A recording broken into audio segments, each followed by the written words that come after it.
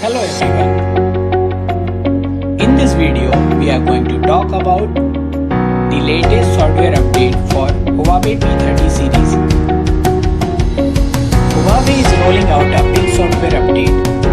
The version of this update is EMUI 9.1.0.186. Why this update is important? Because it optimizes the fingerprint unlocking performance. Additionally, it improves the audio playback effects for some game scenes. This update also added the latest July 2019 security patch. We want to tell you it is currently available in China, but will soon be available to other regions. If you want to check for the update manually, you can do this by following the instruction.